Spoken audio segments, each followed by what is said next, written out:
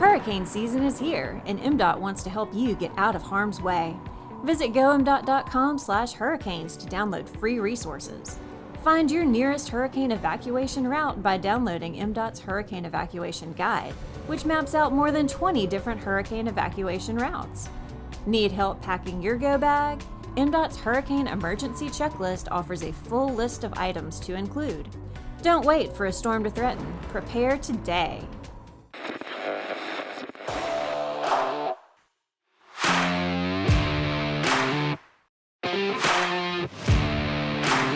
MDOT presents the Extra Mile Podcast.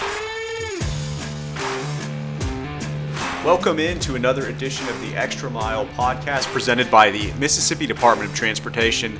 I'm Paul Catul, and as always, I'm joined by my co-host Will Kraft. And we are very excited about today's on-location podcast. We're going to speak with Mississippi Book Festival Executive Director Ellen Daniels. Ellen, thank you so much. It's a very, very busy time for you. Thank you for making time for us. Thank y'all for having me. I really appreciate y'all asking me to be on. Absolutely. So let's get to it right off the bat. Where exactly are we right now? We are in Miss Welty's house, Miss Eudora Welty. Miss Welty is a National Book Award winner, a Pulitzer Prize winner, and she was born and raised in Jackson, Mississippi, and this is where she lived until she died. Amazing. I'm sorry.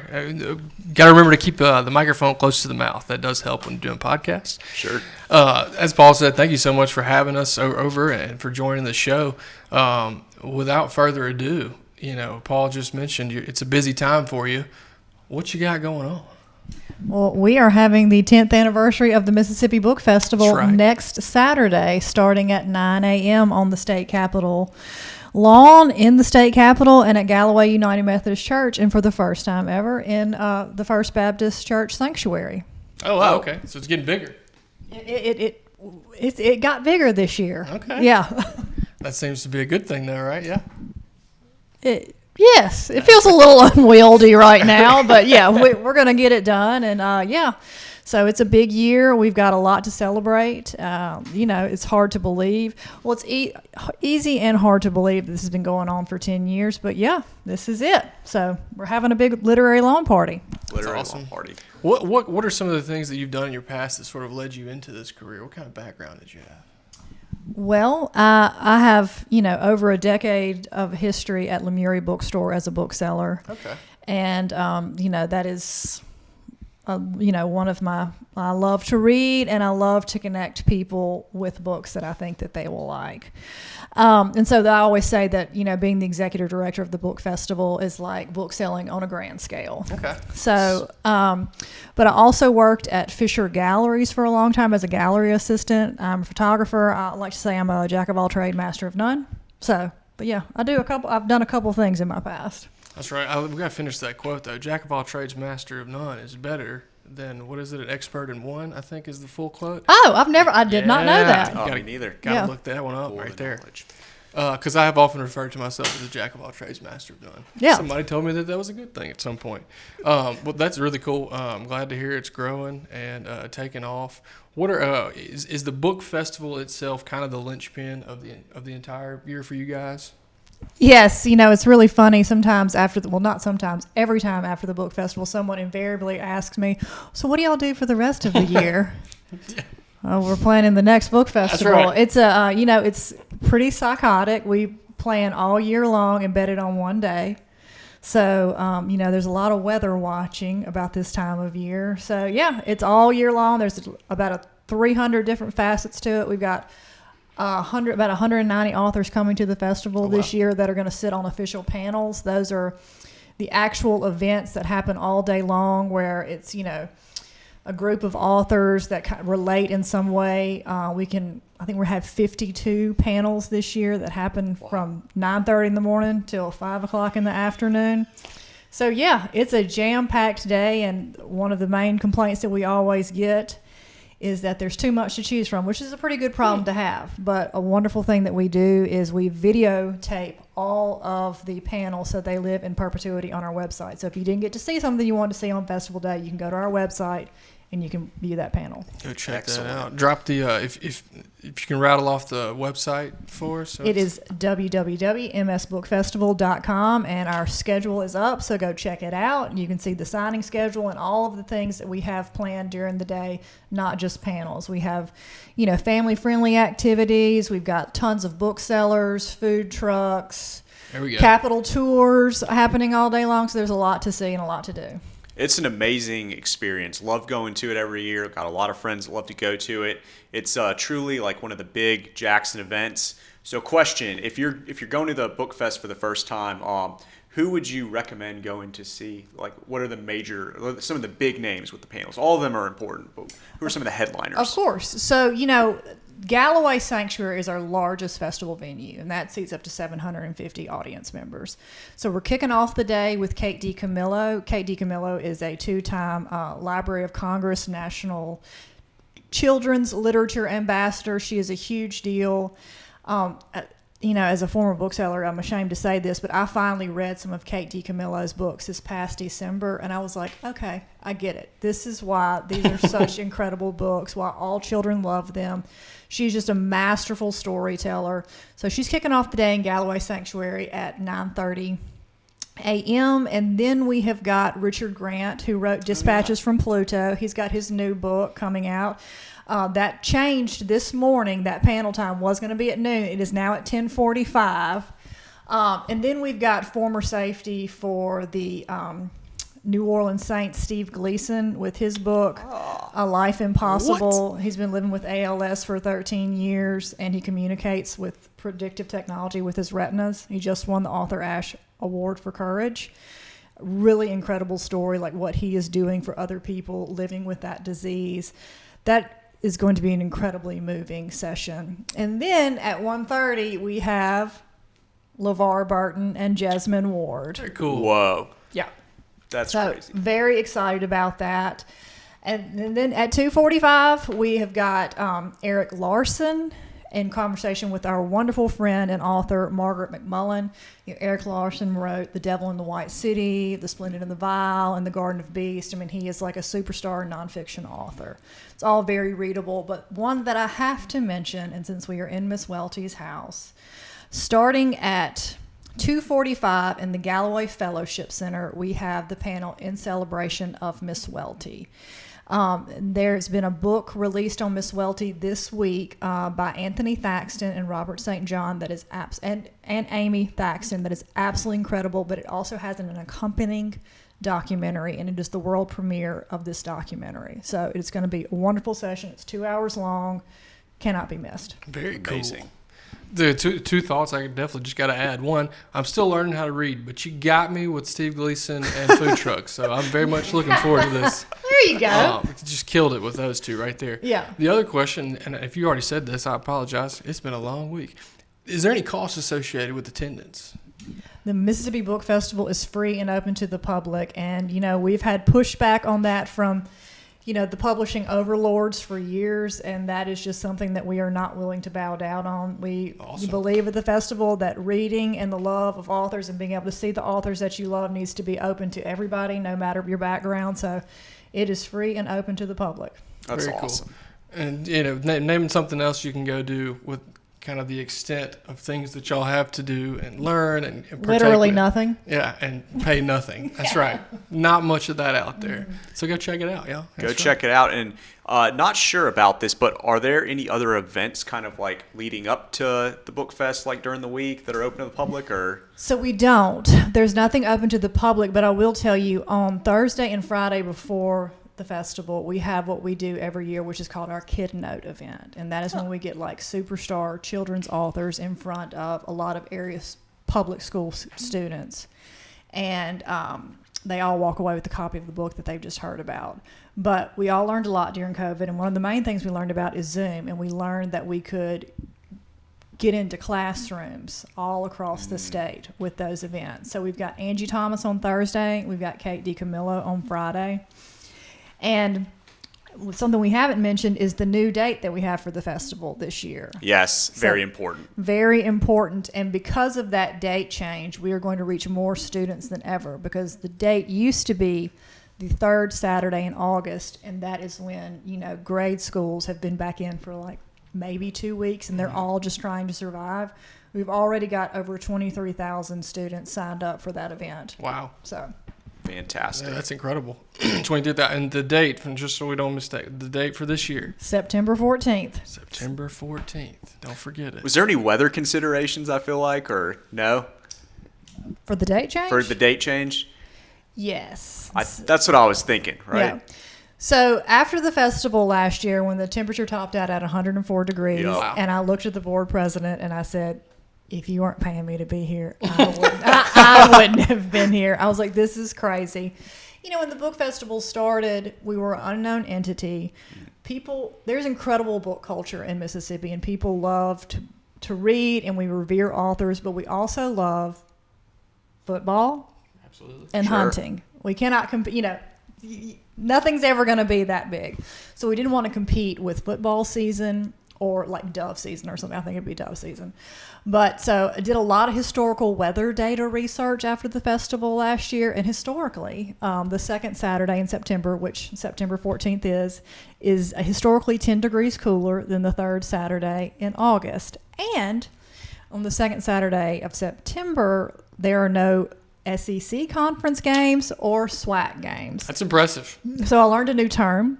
Those are called the cupcake games. Yeah. Okay. And if you want to go to the cupcake games, please, by all means, we'll be having a book festival not in 100-degree sweltering heat. There we go. That's pretty intense, though. That's a lot that goes into it.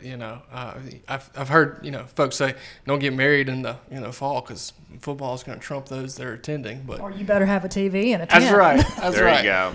So impressive. Lots of research going into that. Like you said, a year-round type of deal. Before we kind of move a little bit out of the box and into kind of our fun questions, anything we're missing as far as the book fest and talking it up? I'm sure a gazillion things, but there's a lot that goes on with it. But this year I would like to point out it is our 10th anniversary one more time. And also we've made some improvements, some, festival goer improvements, user experience enhancements. Okay. We have a full parking map this year. We have identified, I think it's 12 parking lots around the state capitol where there will be available parking, and those will be, they will have security attendants in all of those parking lots. We're actually using a DOT parking lot for some of our funders, actually. Oh, Awesome. Yeah. okay. So, we're just trying to streamline it for people because, we all work downtown, but if you don't work downtown and you're not from Jackson, you don't understand downtown. So, and we're also going to have a lot more signage like coming on to High Street or going to Pearl Street, like those exits that point towards the book festival. So all of that is on our website, like the parking map, the interactive Google map that has everything that goes along with the festival so you can, map how you get there. There's a ton of resources on our website, so please just check those out and come out and enjoy it. I mean, it's free, and what's really special about it is, during this kind of really weird time in our country, it's where a bunch of different people come together over a shared love, Yeah. and that is something that's truly rare today, and it makes you feel good about the world. You're like, we're going to be okay. Definitely. No doubt. Well, we're going to get into some non-literary fun questions, but let's ask you some personal questions when it comes to reading. So, and this is probably impossible. What's your favorite book of all time? Do you have one? Is that possible to? Look, yes, I can tell you which book I've read the most in my entire life. Perfect. We'll take it. And actually, this is the first year in a very long time I haven't read it. A Wrinkle in Time by Madeline L'Engle. Oh, yeah. I usually read it once every year. But I think one of my favorite books of all time, and it is by a Mississippi author, is The Secret History by Donna Tartt. I love that book. It's a great book. She was originally from Grenada. She was a student up at Ole Miss. Barry Hanna was her creative writing professor, and he was like, you are very good. You need to go somewhere off and do this. And so she went to Bennington, and she was there with like Bret Easton Ellis and Jonathan Lethem, and they were all friends. They were kind of like the cool writer kids of that time. So, yeah, read a lot of books, but that's one of my favorites. Amazing. Yeah, awesome Stuff. I will selfishly add, and you didn't ask me this question, but we were talking before the show, what's the last book that we finished? I do have a confession. It was Dispatches from Pluto. Well, there you go. Oh, yeah. You need to come see Richard with his I new one. absolutely will. I've got, so my copy is it was a wedding gift from the folks that own the Pluto plantation. And so my copy I got a signed copy for the book. So yeah, Dispatches from Pluto. I mean, I haven't finished a whole lot of books in my life, so I would say that's my favorite. Yeah, I'm married to a man that does not read at all. He's read one book in his entire life. See? But that is by design. We're out there. Because all of the book space is my space. I believe it. I don't have to share it. There you go. One more literary question. So, what are you reading right now? Like, what if you have any time to read? Well, I'm reading several things, but I can't say I have a whole lot of capacity to Parking maps. Parking maps, yeah, a lot of Excel spreadsheets. It's real sexy. I mean, you know, so actually, I'll tell you something that I just finished. It's called The God of the Woods, and it's by Liz Moore, and it was really an incredible book. And that's the last book I finished. Having a little hard time being quiet and focusing for real long periods of time. So that was very, very enjoyable. Excellent. Out of the Woods. Okay. Love it. There's the recommendation. And I mean, I'm certain these are all wonderful recommendations. I just can't speak to them, you know. I'm getting there, y'all. I'm getting there. We're teaching them how to read. That's right. It's a long road, okay? But, hey, with that, let's move into the two oddball questions that we like to ask all of our guests that come on the show. As a people, as a podcast, Mississippians, MDOT, we like to eat, and we love to listen to music. So, two questions for you. I'll take the food side. You know, certainly you're in the Jackson Metro here. Do you have a favorite spot that you like to go get a bite or get to eat? And then maybe is there somewhere maybe around the state that you don't get to visit very often, but anytime you're in the area, you got to stop in? I got you. Perfect. This is going to give you an idea of the type of food that I like. All right. I like Bully's Soul Food on Livingston Road in Jackson. Yeah. That is one of my favorites. It's, you know, if I'm going to eat fried chicken, I'm going to eat fried chicken for Mr. Bully and Miss Greta. Okay. I'm going to have to go check that out. Yes, it's delicious. And the place that I always wish that I could just drive to and eat whenever I want, and that's probably God doing for me what I can't do for myself, I like Ajax in Oxford. Ah, another Oxford recommendation. We get that. That might be one of the most common ones. Yeah. We were just there. We did. And it did Y'all not were at disappoint. Ajax? Mhm. Not today, but the last time we had a little. Probably a week or two ago. Yep. What'd y'all eat? Everything. So much food. I need specifics. Golly, yeah. Whatever special they had that day, I think I got fried chicken. Okay. Pot roast. Yum. It's good. Maybe I did. It's real good. I get the country fried steak every Country single fried time. steak? Mm-hmm. With black-eyed peas. Mama says I'm a good eater. But I don't remember what I had. The blackberry cobbler is really good. You need to get that the next time you go. Okay. Yeah. Ajax. Love it. that. And then Bullies. Yeah, sorry if I told them myself. Hadn't been to Bullies. We got some complaints from the crowd back here on that, but Roy's going to take us to You need to eat. rectify that We immediately. can do that. Yeah, we'll take a little office Friday lunch to Bullies for sure. Well, those are some good answers right there. And then Ellen, I know we've talked a little music, away from the podcast before, but what about like a favorite concert that you've ever been to? You know, I have really been thinking about this, and I like all kinds of music, but I think, well, I'm gonna have to say I did see Beyonce in New Orleans. New Orleans last year after the Rocking with book the Bayhive? festival. We had we did a little book festival team building trip, and we all went to see Beyonce. But I saw Muse in Nashville probably 15 years ago, and that was like truly incredible. But I will say my favorite band of all time is The Kills, and I've seen them so many times, and now they're coming to Jackson on October 8th. Got that little bit of news the other day, so I'm super excited about it. And I've seen Neil Young. I mean, that's amazing. Oh, wow, yeah. Allman Brothers, The Dead. Whoa. Yeah, I was going to mention Grateful Dead. Great, Love yeah. them. Have you been out to the Sphere as well? No, but I mean, I saw Paul's like Instagram stories, and I was like, Living vicariously, yeah. I mean, truly. And then I saw him like the next day. I was like, what are you doing here? Quick Weren't traveler. you just in Vegas? The spirit of Jerry Garcia transported me. Truly, yeah. Yeah, he just morphed right on back to Jackson. I really did. I walked outside of somebody's house, and here comes Paul, and I just said, what are you doing here? Sometimes he moves quick, you know. He always Absolutely. moves quick. That's excellent recommendations. I haven't heard the name Muse in so long. Well, I mean, I haven't listened to him in so long, but I that kinda was forgot a they time when existed. it was like real hot, and it was pretty amazing. That's incredible. Yeah, and Neil Young too. I mean, Oh, yeah. that's definitely That old a man could get down. pretty still. cool thing. Yeah. Yeah. Awesome. Excellent answers. Thank you so much Great. for those. Great answers. Before we forget and move any further, hit us with the website one more time. Yeah. www, of course, msbookfestival.com. MS Book Festival. Okay, I'm gonna try and remember that. There we go. Are you like the village idiot for the podcast? Yes. That's, okay. And there's a village somewhere looking for their idiot because I'm out of the office. You do on here. This is great. No way. He's sandbagging Just everybody. Authentic character, folks. Way. Well, Ellen, thank you so much for making time for us. Everybody, by the time this episode airs, it'll be Bookfest week. So come out on Saturday. Hang out all day. Hang out all day. There's all the panels are inside with lots of air conditioning. We're giving away free waters. There's cooling stations on the lawn with these really weird air condensers that blow out cool air with Adirondack chairs. It's a great day. Yeah, come out.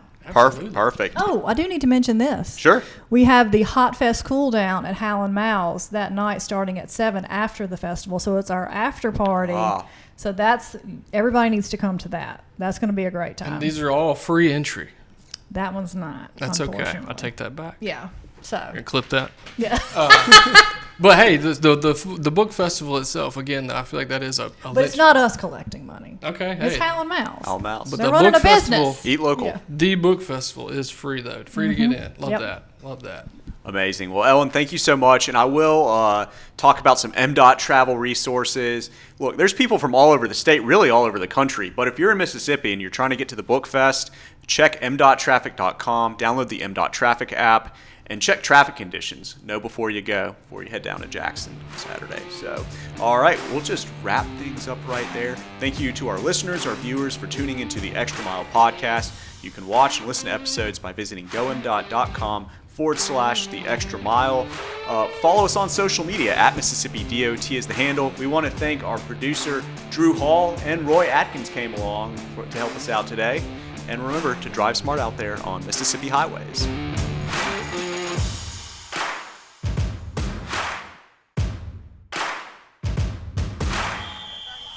Hey y'all, football season is finally here.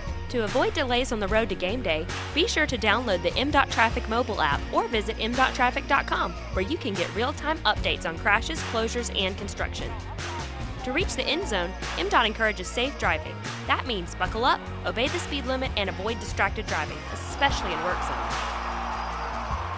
For more information, follow at Mississippi DOT on Facebook, X, and Instagram. Thank you for subscribing to the Extra Mile Podcast. Help us out by leaving a review and a 5-star rating wherever you download the show. After leaving a review, slide on into our DMs over on social media at Mississippi DOT and let us know. As a thank you, we have compiled a Google Map list of all of our guests' favorite spots to eat on Mississippi highways. It is our gift to you. Seriously, you guys are the best. We could not do the show without you, and we greatly appreciate the support. Remember, drive smart out there on Mississippi highways.